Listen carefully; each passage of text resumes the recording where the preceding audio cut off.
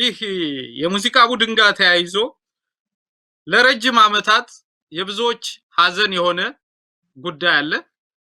በዚህ አሳዛኝ ድርጊት ውስጥ ተካፍለው ከተረፉት አንዱ የታሪክ እማኝ አንተነህ። ይህ አሳዛኝ ታሪክ እስካሁን ከባለ ጉዳዮቹ በትክክል የሚታወቀው ነገር አልተነገረም። በእኔ እምነት በተለያየ ጊዜ ከድምጻዊት ንግስት አበበ የሙዚቃ ስራ ጋር እየተያያዘ ምስራቅ እዝ ሰሜን ለነበረው የኢትዮጵያ ሰራዊት ዝግጅቱ ሊያቀርብ እንደሄደ በአደጋ ምክንያት የኪነት አባሎቹ እንዳለቁ ብቻ የሚነገር ነው እና ዝርዝር መረጃና ታሪኮች አልወጡም። በአንተና እኔ ቆይታዎች ውስጥ እስካሁን ያልተሰሙ ዝርዝርና የወቅቱ ጉዳዮች ይነሳሉ ብዬ ተስፋ አደርጋለሁ። ከዚህ ጋር የተያያዘው እናንሳ። በአጋጣሚ ቀደም ሲል በመግቢያ ማንስቻለሁ። አድማጭ ተመልካቾቻችን 1980 ታህሳስ ወር ላይ የምስራቅ እዝ የሙዚቃ ክፍል ወደ ሰሜን አቅንቶ በሰሜን ወይም በኤርትራ ለነበረው የጀግናው የቀድሞ የኢትዮጵያ ሰራዊት የሙዚቃ ዝግጅቱን ለማቅረብ በዝግጅት ላይ እንዳለ በግፍ ተፈጅተዋል። በዛ እልቂት ውስጥ ከተረፉት 6 ባለሙያዎች አንዱ የሙዚቃ መሳሪያ ባለሙያ አባተ በሪሁን ነው። አሁን ቆይታ እያደረግን ያለ ነው። የነበረውን ሂደት ከጅምሩ እስከ መጨረሻው ያስቃኘናል። እስኪ ጉዟችሁ ምን ይመስል ነበር? ከመነሻ እስከ መድረሻ የተደረገውን እንግዲህ በተለያዩ አጋጣሚዎች የሰማነው እንጂ ከባለ ታሪኮቹ የተጋራነው ነገር የለም። ይህ ግን አሳዛኙ የሰራዊታችንም የኪነት ቡድኑም ታሪክ ነው። በዝርዝር መነገር ያለባቸው እስካሁን ያልተነገሩ ነጥቦች መነሳት አለባቸው። በዛ ውስጥ የነበረውን የሰራዊቱን ቢሮክራሲ አስቸጋሪ መስዋዕትነትና ትግልም በዚህ የኪነት ቡድን ውስጥ ማየት የሚቻል ይመስለኛል። እስኪ ከዚህ እንጀምር አባት። አዎ ያቺ ቀን ከባድ ቀን ናት፣ ግን የግድ ደግሞ እውነቱ መውጣት አለበት። ታህሳስ 4 ቀን ይመስለኛል ታህሳስ 3 ቀን ሁላችንም መተን እዛ እንድናደር ተደረገ። ወደ ካምፕ ተጠራን። ከዛ ውጪ የሚኖረውም ካምፕ ውስጥ ያለውም ከካምፕ እንዳይወጣ ከውጪ ያለውም እንዲመጣ ተብሎ ንግስት ነፍሷን ይማረው ያኔ 3 ወር መጫት ነበር። ከዛ ጧት እንደምትመጣ ነገሯት። መጣ ተመልሰዋል። ያው አራስ ስለሆነች ሄደች። ግን የዛን ጊዜ በአራት ጠዋት ወደ ድሬዳዋ ኤርፖርት ሄደን ቦይንግ 777 ጠበቀንና 4 ሰዓት ላይ ወደ አስመራ ገባ። አስመራ ኤርፖርት እንደደረስን ማንም ይቀበለናል። ከዛ ፕሌኑ ዝናብም ነበረ እና የሆነ ቆርቆሮ ቤት ነበረ። እዛ ቆርቆሮ ቤት አጠገብ ጋር ትንሽ እዛ ጋር ቆሞ በቃ መሄድ ያለብኝ ብሎ ወረደ። ታክሲ ማለት ወርደን እቃችንን ወደዛ አድርገን 2 ሰዓት ያህል ነው የተቀመጠ። ቆይቶ ወደ 2 ሰዓት ያህል እንትን መጣ። ሁለት ወራዶች መጡ። እዛ ላይ እቃችንንም ጭነን ሙዚቀኞቹም ሄደን ወይ የከተተፈስ ፖለቲካ መምሪያ የሚባል አለ። እዛ ቤት አደባባይ አካባቢ እዛ ገባ። እዛ አንድ ሳምንት ተቀመጠ። ከዛ በኋላ ወደ 18ኛ ክፍለ ጦር ያለበት አካባቢ ትሄዳላችሁ ተባለ። እንዳልኩ ኦራል መጣ። ተጭነን ሄደ። እንሄድ ፌሮቹ አያውቁትም ነበር እና በዚህ መሃል እኛ ምንድነው ለምን መጣን ብለን ስንጠይቅ አላውቅም። እኛ ጥይት ስንል እንዴት እሱ እዛ ነው ማንም ይጠይቅ ማንም አዛዣችን እንጠይቅ የሚመልስልን የለም። ግን ተላከ መንገድ ጀመርን። ልጆቹ አናውቀውም አሉ። አንድ ጄነሬተር ያዘ የዚህ የጄነሬተሩ ኃላፊ እሱ ያውቀዋል አለ። እሱ ሄዶ ካዛዡ ጎን ተቀመጠ ከሾፌሩ ጋር። ተነስተን 18ኛ ያለበት የሆነ ተራራ እዛ ሄድን። እዛ ስንሄድ ኃይለኛ ውጊያ ከዛ ጀነራሉ መጡና ጥይት ስልት ኪነት መጣልኛል። ማን ነበሩ ታስታውሳቸዋለህ?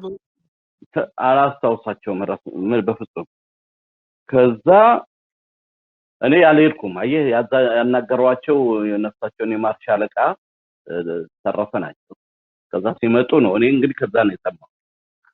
ከዛ በኋላ ነገሩ እየባሰ ሲመጣ ማዘዣ ጣቢያ እሳቸው ያሉበት ጋር ኑ ተብለን ሄድን። ሰማ ሌሊት ውጊያው ለካስ አፋበትን ጨርሰው ይሄኛውን ሊያስለቅቁ ደግሞ እየተዋጉ ነው። አስማጥ የሚባል አለ በዚህ በቃ ስማ ቢኤም የለ ሄሊኮፕተር የለ ጀት የለ ማታ የለ ቀን 3 ቀን።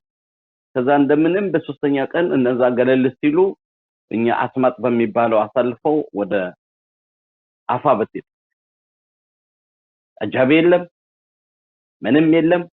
እኛና እኛ ሁለት ኦራል ስንሄድ አፋበት የሚባል ቦታ የለም። ለካስ ወደ ከረን ሄደዋል።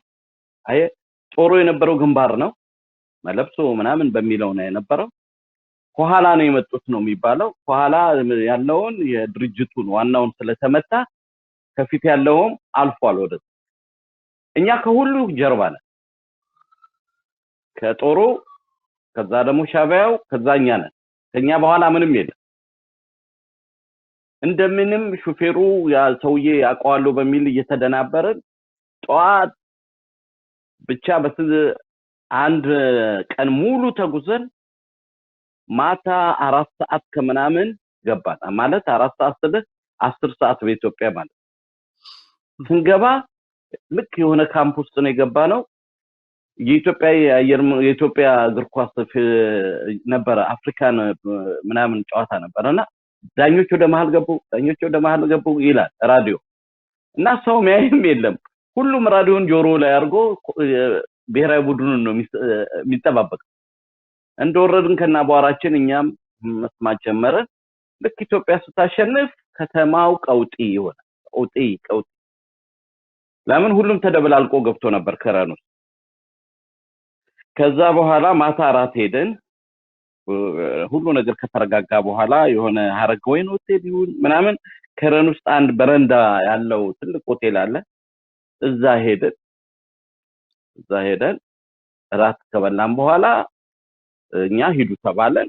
ግን የመጨረሻ ደስ የማይል ነገር ነበር እና አሁን ይሄን ነገር ለማውራት ዝም ብሎ ጭንቅላቴ ላይ አንድ የተስፋዬ ካሳ ለምን ይዋሻል የሚል ነገር ቀልድ አለው እና ትልቁም ነገረኛ ነው እሱ ቁም ነገር ነው። እውነት ለምን መዋሸት የለበትም የተደረገው ነገር ማለት ነው። አሁን ማወራው እውነት ነው። ስለዚህ እንዲለመድ ነው መለመድ ያለበት ነገር። በቃ አሁን 30 ምናምን አመት ዝም ተብሏል። አሁን በኋላ ያለው ጀነራልም ይሁን አገልግሎቱ ኢትዮጵያዊ ከሆነ ለኢትዮጵያ እንጂ ማንንም በጉልበት ለመማገጥ መኖር የለበትም። አጋጣሚ ብዙ ጀነራሎች እና ኮሎኔሎች ነበሩ አፋበትን ያ ሁሉ ጦር ተደምስሶ ተመልሰው እዛ እኛ የነበርንበት ራስ ከነሱ ጋር ነው የበላል።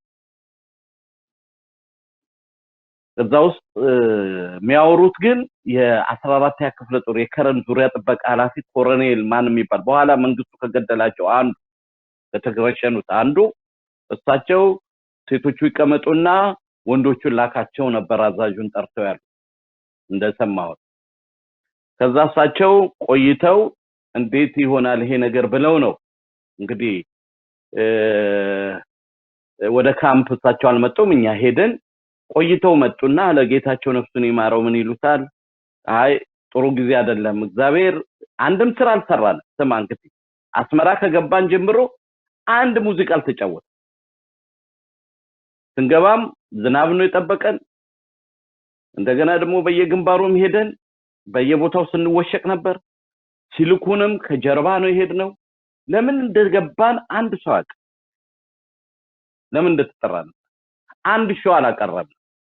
በኋላ በ18 እንደዛ ኢትዮጵያ ጨዋታ ተጫውተው እሳቸውም አሉ በ19 የስፖርት ባስኬትቦል እና ቮሊቦል ነው መጫወቻ አይሆን እዛ ሜዳ ላይ ተዘጋጀ ስራ ተዘጋጅቶ ስንሰራ እንዳልኩ ዘራይ ደረስን እያለች እየዘፈነች ንግስት አንደኛ ማለቢያ ሰጥተዋታል። የሶስት ወር ነጫ ስለነበረች እንትኗ ወተቷ በጣም ነው የሚያስቸግራት። ስለዚህ ያለበች ነው እንደዛ እንደሞላ ተደበላልቋል። በመሎቲ ቢራ አንስቶ ደረቷን ሲላት ወደቀ። ከዛ ግርግር ተነሳ፣ ጠብ ጀመሩ፣ ተኩስ ተጀመረ። አፋፍ ነው ይዘውን ሄዱ። ስራውንም አልጨረስንም ማለት ነው። ጠባይሹ እንግዲህ ላቋርጣ ባተ ምናልባት ጠብ የሚያነሳው ማን ነው እንዳልከው ከተደመሰሰ በኋላ ተቀላቅሎ የገባ የሻቢያ ጦር አለ የሚጠረጠር ወይስ ሰራዊት ውስጥ የተፈጠረ ረብሻ ነው? አይደለም ከጦሩ ጋር ተደባልቆ ይገባል። የደስታ ዕለት እኮ ብዙ ሰው ሞቷል እኮ ከተማ ውስጥ በደስታ ስም ብዙ ሰው እኮ ተገሏል። ከዛ ብዙ ሰው መገዳደል ጀመረ። ገባ አንዱን ያውቀው ተደባልቆ ይገባዋል። ከዛ በኋላ ያው ተሰብስበን ሄደን በሃያ መሄድ ነበረብን። ገብታ ኮምቦይ ጋር የተነገረን በሃያ እንደምንሄድ ግን ያቺ አዛዡ ከነሱ ጋራ ያለ መግባባታቸው ብቻችንን በ21 እንሄድ ወሰኑብን። 20 ኮምቦ ሄደ። በ21 ጧት ተነስተው ምናሉን ወደ ከተማ ሄዱና ወደ ቁርደት ነው የምንሄደው በሉ ተባለ። እንዴ ወደ አስመራ ይሄድን ወደ ቁርደት በቃ ይሄን ተናገሩ ተባለ። መጥቶ የሆነ ሰው ልጆቹ ሄደው እኔም አልሄድኩም፣ ጌታቸው አልሄደም። ኦፈነመኛታ አቶ ጌታቸው ነበሩ፣ 50 አለቃ ጌታቸው ኦፈነመኛታ ሚሉ ዘፋኝ ነበሩና ይሄ አማሬሳ እሳቸው ነበሩ። ከዛ ሶስታችን ቀረለ። እኔም አልሄድም አልኩ። በቃ ደበረኝ አልሄድኩም። እኔ ጌታቸው እሳቸው ከዛጁም ጌታቸውም ስለሰሙ እኔም ወጣት ስለሆነ እንዳላበላሽ ብዙ ጌትሽ ምን አለኝ፣ አባተ ተዘጋጁ የሆነ ነገር ቢፈጠርም ምንም ማለት አይደለም ግን ብስል እሳቸው አይ እቺን ቀን እንኳን አናልፍም ምናምን ይላል። ልጆቹ ከተማ ሄደው እኮ አቁርደት ነው የምንሄደው ምናምን ሊሉ እኮ ሄደዋል ገበያ መሀል። እንዲህ አይነት መቼም እኔ ስንቴ ሄጃለሁ ኤርትራ። አቁርደት ነው የሚሄደው ሸውደን ምናምን የሚል አጋጥሞኛል። ከዛ ተመለሱ መጡና 11 ሰዓት ላይ ከከረን ወጣን። 10 ሰዓት አካባቢ ምናምን ከከረን ወጣን። ልክ መውጫው ላይ ይሄ ኮሎኔል የ14ኛ ክፍለ ጦር አዛዥ እሱ መጥቶ አበባ ሰጠን፣ ወጣን። ከዛ ሄደን ብቻችንን ያው ልበ ትግራይ የሚባል አለ እሱን ወጥተን አዲስ ተክሊዛን የሚታይበት ልክ ልንደርስ ትንሽ ሜዳ ላይ ከዛ በፊት ዲናሬ እኛ የተቀመጥነው እንትኑ ላይ ነበር። ይሄ እቃ ያለበት ጋር የተወሰኑ ልጆች እንቀመጣለን። ዘፋኙ አዛዡ ሌሎቹ ደግሞ የመጀመሪያው ነው። ከፊት የአራተኛ ዙር ብሔራዊ ውትድርና ላይ የነበሩ ውጊያ ላይ ከርመው እንቅልፍ ያጡ ድክም ያላቸው ልጆች ገና ስንነሳ ነው እንቅልፋቸውን የተኙት። እነሱ ከፊት አሉ፣ ኦራሉ ላይ ለጥ ብለዋል ነው የምነግርህ። አሁን ዲናሬ እንትን ያወራል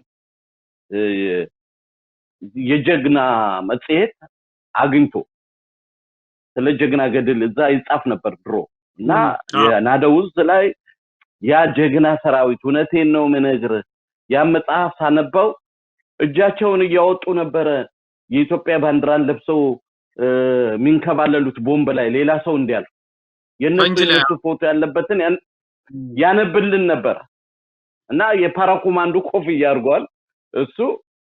አሁን ስናያቸው ጸጉራቸው ጨበሬ የሆኑ ስናይ ምንድናቸው ስንል ህዝባዊ ሰራዊት ናቸው ይላል ራሱ። ኧረ ተው ህዝባዊ ሰራዊት እንደዛ አይበዛም። የቀረብን ስንሄድ ልክ መውጫዋ ላይ ተኩስ ገጠመ። ሰማኛ መሳሪያ የለንም። ከዛ ያው እነዛን የመሰሉ ልጆች ሞቱ። አጋጣሚ ደግሞ ወደ ኢላበረድ የሚባል ከተማን ሊይዙ ውስጥንም ተኩስ ተጀመረ። ኢላበረድ የሚባል ቦታ ላይ አሁን የምታሳያቸው ፎቶ ከላይ ያሉት ሻምበል ተረፈ ናቸው። መላኩ መሸሻ የሚባል ኦርጋኒስት ነው። ከሱ በታች ያለው ጌታቸው ነው። እዚህ አምሳለቃ አምሳለቃ ናቸው ኦፈና መኛታ። ከታች ሳሙኤል በላይ የሚባል ዘፋኝ አለ። ንግስት አበበ አሸናፊ የሚባል ነፍሱን ይማረውና ትሮምፔቲስት ነው። ከዚህ በኋላ ደግሞ ፍሬዎትና ታች አበበ እንትና ናት አበሩ ቸኮል እነዚህ ናቸው እንግዲህ ያጣናቸውና አሁን እሳቸውም ብቻ ሁሉም ነገር ገዛለት አለቀ።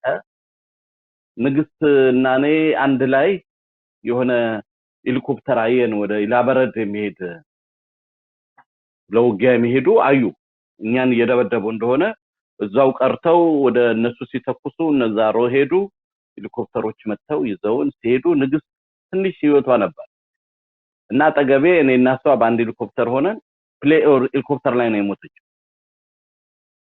እና አንተ ጓደኞችህን በቃ እንደዚህ ሲጫወቱ እንደዚህ ምንም መመለስ በማትችለው ነገር በቃ እንደዚህ የሚያረጉ ክፎች ነበሩ። እና አንዳንዴም መለመድ አለበት ይሄ በእውነት ይሄ ያሻጠር እንጂ ምንም ግንኙነት እነዚህ አሰልፈው ነው። በጣም አሳዛኝ ታሪክ ከቻለ መንግስትን የራሳቸውን ፖለቲካ በሰውን በአርት ገብተዋል። በሰው መሸጥ ነውር ነው ነውር። ይሄው አሁን የዛን ውጤት እኮ አየነው እኮ አሁንም እንደዚህ አይነት ሰዎች አሁን ደግሞ አየነው አይደል? አሁን ትግራይ ላይ የተፈጸመው አይነት አሁን ወደሱ እንመጣለን። አባተ እስቲ እዛው ያነሳቸው ነገሮች ላይ ትንሽ ቆይታ እናድርግ። እንዳልከው ወቅቱ 1980 ነበር። በዛ ወቅት ያነሳው ነጥብ የምስራቅና መካከለኛው የአፍሪካ ዋንጫ ኢትዮጵያ አሸናፊ ነበረች። ውድድሮቹ ከሚደረግባቸው ስቴዲየሞች አንዱ የአስመራ ስቴዲየም ነበር። ድሬዳዋ፣ አዲስ አበባ ነበር ውድድሮቹ ራሱ ይደረጉ የነበሩት እና በዛ ደስታ መሃል እንግዲህ ያለቁ ሰዎች አሉ። ተቀላቅሎ በገባ የህዝባዊ ግንባር አባላቶች ወይም የሻዕቢያ አባላቶች ይሄ እናንተ ላይ የተፈጸመው ግፍ በየጊዜው የቀድሞው የኢትዮጵያ ሰራዊት ላይ በተለያየ ጊዜ ተፈጽሟል። ይሄ ደግሞ በተለያዩ መጽሐፍቶች እያነበብን ነው። ታሪክ በሚያውቁ ሰዎችና ሚዛናዊ በሆኑም እውነታውን እየተናገሩ ነው። የኢትዮጵያ የቀድሞ ሰራዊት ውስጥ በነበረ ቢሮክራሲ በርካታ ለሀገራቸው ሊሰሩ የሚችሉ የሰራዊቱ አባሎች በግፍ እንዲያልቁ ተደርገዋል። የበርካታ የጦር ግንባር ውጊያዎች ሽንፈት ከዚህ ጋር ይያያዛል። በጣም አጨቃጫቂ ሆኖ እስካሁን ዘልቋል። ስለ ምስራቅ እዝ የኪነት ቡድንም በትክክል አልተገለጸም ከሚል ነው። እስኪ ከባለ ታሪኮቹ እንስማ ብለን ከተረፉት ውስጥ አንዱ ከሆንከው ካንተ ጋር ከሙያ ጎን ለጎን በዚህ ታሪክ ዙሪያም እውነት መቀመጥ ስላለበት ምን ነበር የተፈጠረው የሚለውን ምክንያቱም ከሚነገሩ ከነበሩ መረጃዎች እንዳልከው ከአስመራ 38 ኪሎ ሜትር ርቀት ላይ አዲ ተክለዛይ ላይ በላውንቸር ተመቱ ሚል አለ። ኖ በፈንጅ ነው መኪና የተመታ ሚል ነበር። አይደለም ተከበው ነው ጥቃት የተፈጸመባቸው።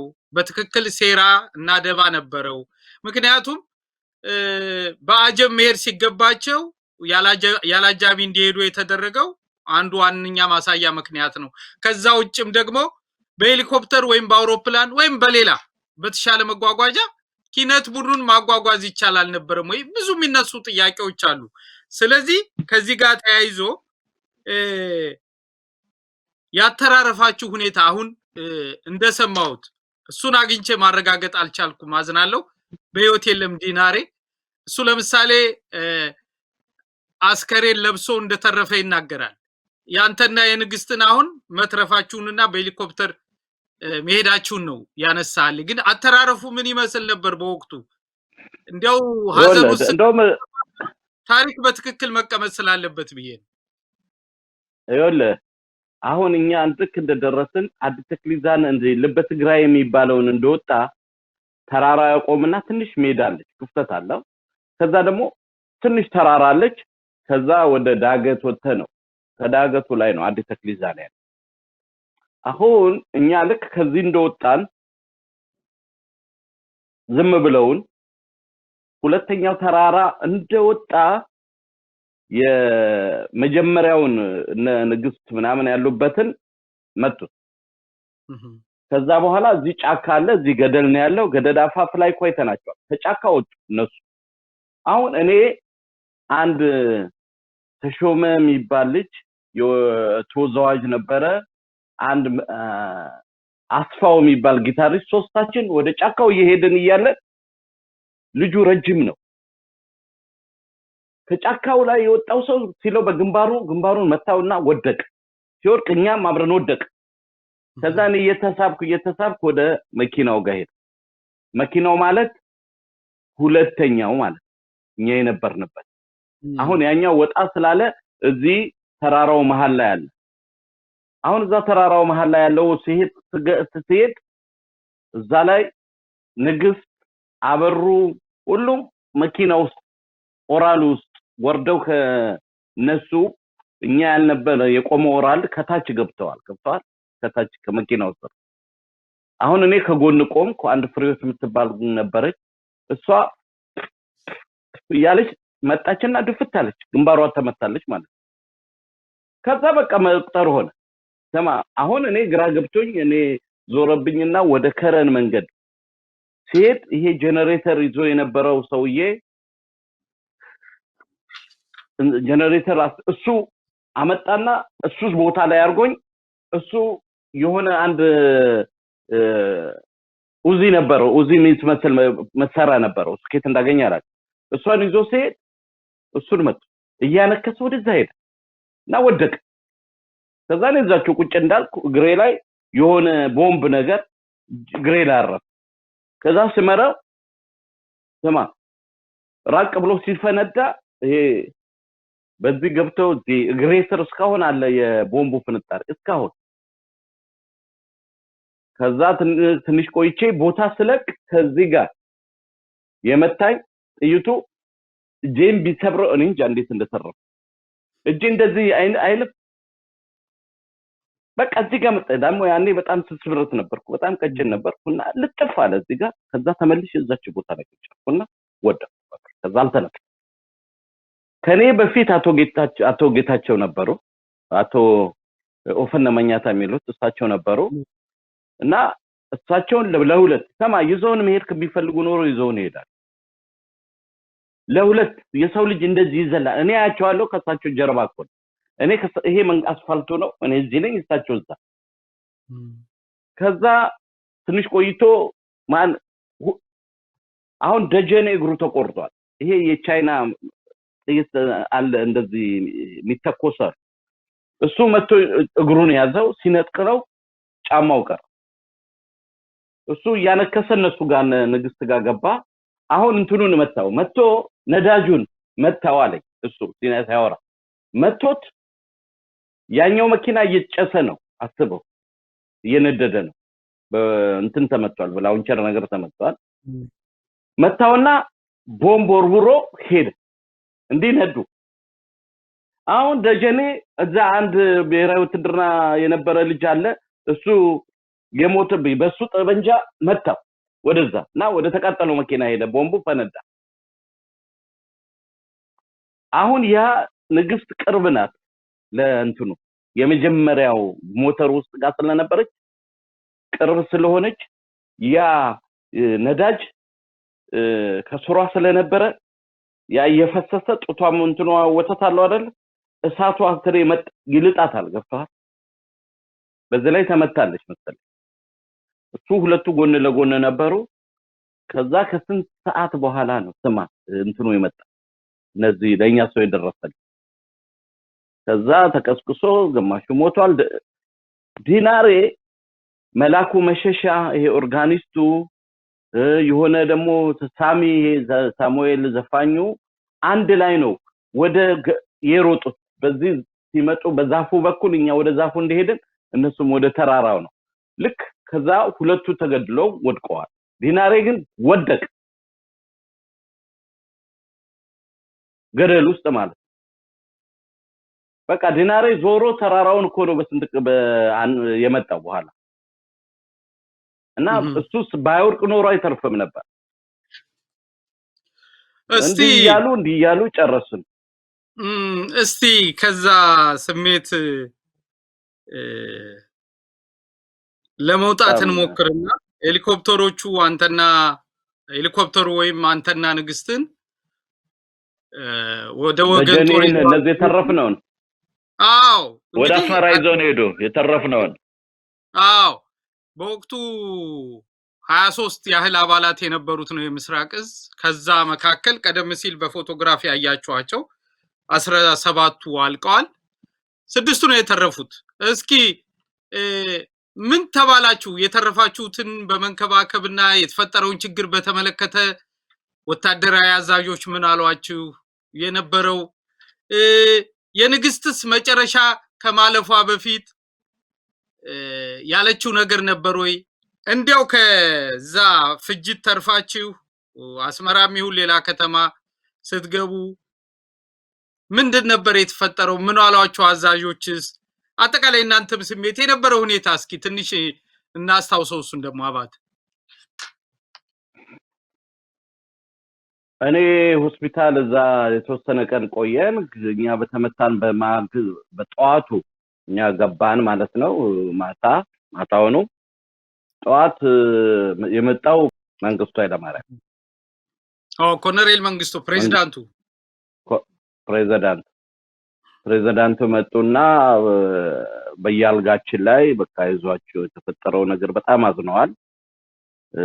ስማ ብዙ ነገር ነው የተረበሸው። በዚህ ላይ ያ ሁሉ የተለፋበት ጦሩ ያለው ከረን ላይ ነው። በቃ ሁሉ ነገር ባዶ ሆኗል ማለት ነው። ስለዚህ አላግባብ የማይገባ መስዋዕትነት ከፈላችሁ ልጆቼ እና ምንም አይደለም በቃ አይዟችሁ እኔም ጠይቃቸዋለሁ። አሁን ቀጥታ የተሻለው ሬሳዎቹ ወደ ልክብራ ወደ ሐረር ሄዳሉ። እናንተ ደግሞ ወደ አዲስ አበባ ትመጣላችሁ። እዛ ደግሞ እንመጣለን አለ። በእውነት እዛ እንደገባንም መጥቶ ነው አዲስ አበባ። ያኔ ደግሞ ጳጳሱ እሳቸው ተኝተው ነበር። የሞቱት ጳጳስ ተክለ ሃይማኖት ታመው ነበር እና እሳቸው ከመሞታቸው ትንሽ ቀን በፊት ነው እኛ የገባን። በዛ ግንጽሳቸውንም ለማየት ስለመጡ እንጂ ከዛ ከሐረር ነው ከሐረር ክፍሎቻችን ያዛዦች መጡ አባላቶቹ በባቡር ነው በአውቶቡስ ነው መጡ ጠየቁን በቃ ከዛ በኋላ ያው ጦረታ እኔም ወደ ጦረታ ተባልኩ ከዛ ወደ ብሔራዊ ገባው ማለት እኔ እስካሁን ድረስ ሐረር ሄጄ አላውቅም በቃ በዛው የወጣው በቃ ሁሉ ነገር አስጠላኝ ረጅም አመት መቼም እግዚአብሔር በሚያውቀው ተሰቃየው ለካስ አንተ ቆይተህ የምታየው ያው እኛ ሀገር አልተለመደም እንደዚህ አይነት ትራውማ የሚባል ነገር ወይ በጸበል ወይ በመናምን እየተመታ ነው እና በጣም ተወሰነ ጊዜ በኋላ ግን ፊልሙን ማይጀምርኩና መተኛ ታቃተ ሲጨለም አያዋለሁ አየው በስድስት ወር ከአምስት ወር በኋላ በቃ ሙሉ ለሙሉ ማይጀምርኩና ለሊት ሮጣለሁ ምናምን ቤተሰብ በቃ በጣም ተሰቃየ እና ብዙ አስቸግሮኛል እኔ ከኔ ላይ ለመውጣት ስለህ አሁንም ቢሆን አርሳቸው አሁንም ቢሆን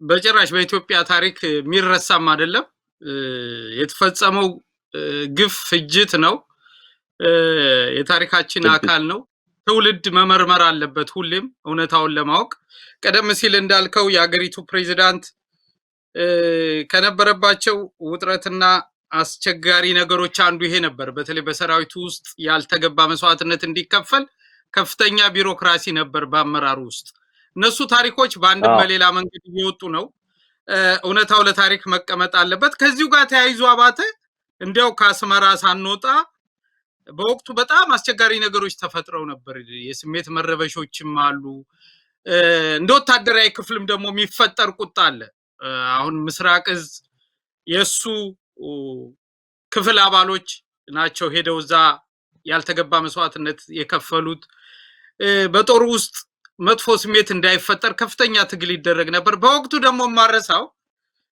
ከክቡር ዘበኛ ከምድር ጦር ከደቡብ እዝ ከፖሊስ ተውጣተው ሰሜን ጦር ግንባር የሚገኘውን የሰራዊቱን አባል እንዲሁ እንደናንተው ለመቀስቀስ ለማበረታታት ወኔ ለመስጠት ጦር ለጦር በሚል የዘመቱ ድምጻያኖች ነበሩ በወቅቱ ነሂሩት በቀለ ናረጋኝ ወራሽ በርካታ ድምጻውያን የሰራዊቱ አባሎችና እነሱ ራሱ አረጋይ ባንድ ወቅት በግል ሲያጫውተኝ በጣም የደነገጡበትና ያዘኑበት አጋጣሚ ነው ምክንያቱም የናንተ መስዋዕትነት በተከፈለበት ዕለት ነው የደረሱት ማለት ገና ትኩስ ነው አዘኑ አስፈሪ ሁኔታ አለ ምን ይገጥመን ይሆን የሚልም ስጋት ነበርና ከአስመራ ወጣጣችሁን የተከፈለውን ዋጋና መስዋዕትነት በተመለከተ አዘኑስ ለመክተት ሳይሆን ለታሪክ መቀመጥ ስላለበት ለታሪክ ካስቀመጥኳቸው ቪዲዮዎች መካከል አባተን ጨምሮ በዛ ክፍሉ ስለነበሩትም ያው የተሰውቱንም ለማሰብ ለአባተም እንደ ሰርፕራይዝ ነው ቪዲዮዎች ተከታትለን እንመለስና አያይዘ ልታስታውሰኝ የምትችለው ነገር ካለ ትነግረኛለህ እስኪ ወደ ቪዲዮ እናምራ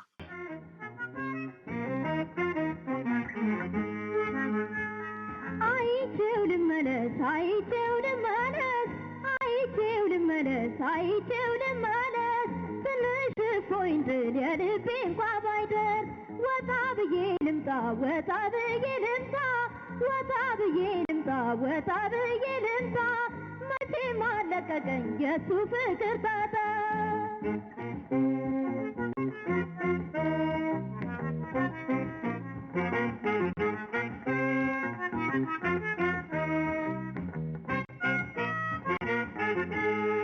አብሬ መኖሪያህን አይቼው ባይረካም ስሜቴ አይቼው አይኑን እንኳን አይቼው ትንሽ ለናፍቆቴ አይቼው እንክብል አይኖቹ አይቼው ወተት መሳይ ጥርሱ አይቼው ለአይኖቼ ማረፊያ አይቼው ማናለኛ ለሱ አይቼው እንዲያው ልመላለስ እንዲያው ልመላለስ እንዲያው ልመላለስ እንዲያው ልመላለስ ደከመኛ ልልም እስካገኘው ድረስ እንዲያው ልንጎራደድ እንዲያው ልንጎራደድ እንዲያው ልንጎራደድ እንዲያው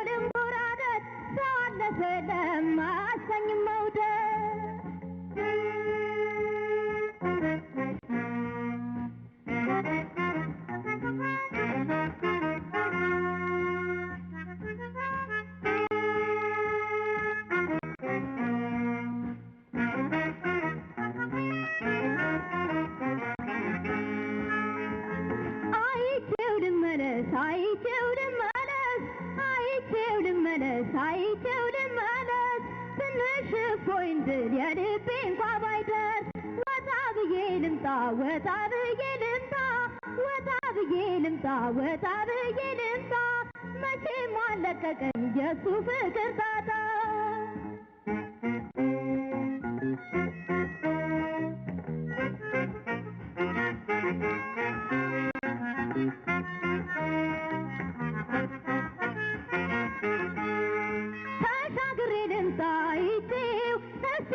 ሰፈር አይቼው ምናልባት ባገኘው አይቼው ድንገት ሲዘዋወር አይቼው አቀበቱን ልውጣ አይቼው ቁልቁለቱን ልውረድ አይቼው መቼም ልማዴ ነው አይቼው ለፍቅር መዋረድ አይቼው እንዲያው ልመላለስ እንዲያው ልመላለስ እንዲያው ልመላለስ እንዲያው ልመላለስ ደከመኝ አልልም እስካገኘው ድረስ እንዲያው ልንጎራደድ እንዲያው ልንጎራደድ እንዲያው ልንጎራደድ እንዲያው ልንጎራደድ ሰው አለ ሰለም አሰኝ መውደድ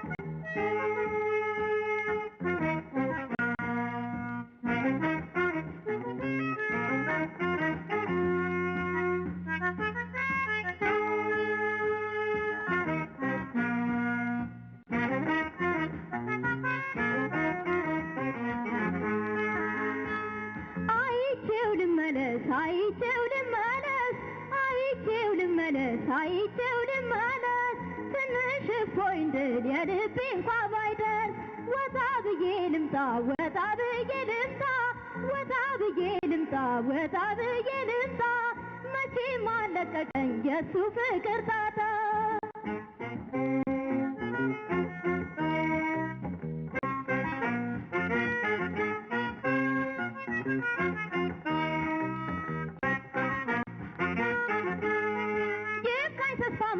አይቼው ሀሳብ ልልነት አይቼው ሄጄ ልፈልገው አይቼው መውደዴን ካለበት አይቼው በአንድ ልቤ ሆኜ አይቼው ብፈልግ ይሻላል አይቼው የአጋጣሚ ነገር አይቼው አገኘው ይሆናል አይቼው እንዲያው ልመላለስ እንዲያው ልመላለስ እንዲያው ልመላለስ እንዲያው ልመላለስ ደከመኝ አልልም እስካገኘው ድረስ እንዲያው ልንጎራደድ እንዲያው ልንጎራደድ እንዲያው ልንጎራደድ እንዲያው ልንጎራደድ ሰው አለ ስለማሰኝ መውደድ እንዲያው ልመላለስ እንዲያው ልመላለስ እንዲያው ልመላለስ እንዲያው ልመላለስ ደከመኝ አልልም እስካገኘው ድረስ እንዲያው ልንጎራደድ እንዲያው ልንጎራደድ እንዲያው ልንጎራደድ እንዲያው ልንጎራደድ ሰው አለ ስለማሰኝ መውደድ